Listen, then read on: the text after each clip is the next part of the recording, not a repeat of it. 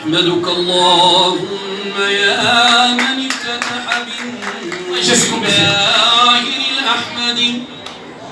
والجناب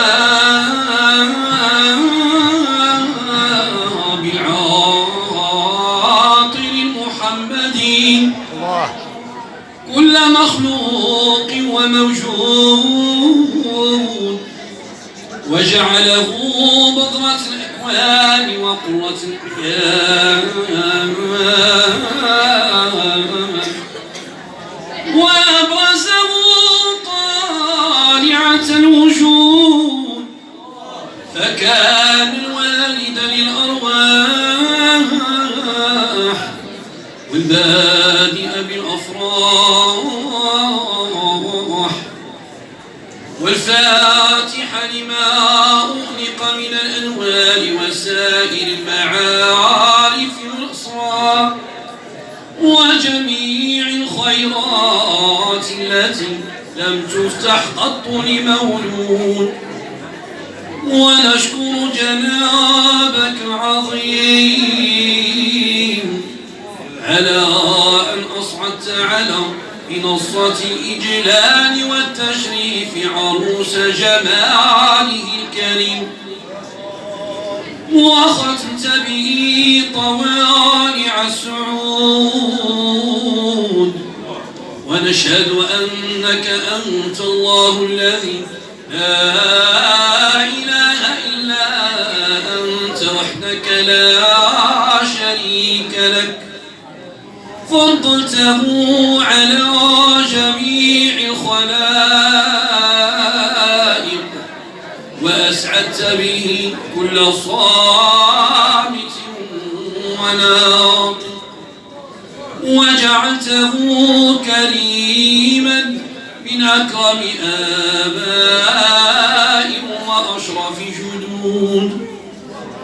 ونشهد أن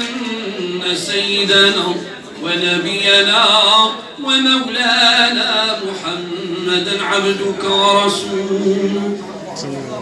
ومصطفاك من خير خلقك وخليل أعظم محمود وأكمل مودود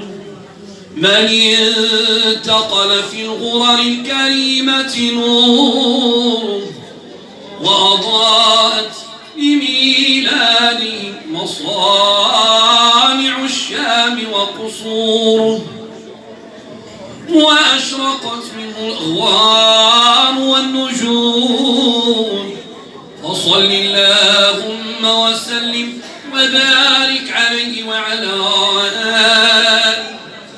الذين أذهبت عنهم الرجس وطهرتهم تطهيرا ومحتهم إجلالا كاملا وتطهيرا وتمام سعد وعز ممدود وصحابته الذين نصروا دينه وشريعته واتبعوا طريقه وسنته ووقفوا في ذلك عند كل محدود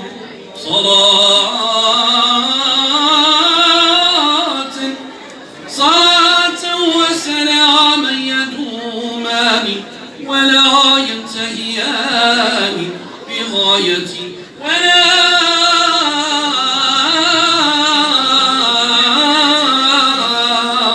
بأجل معدود.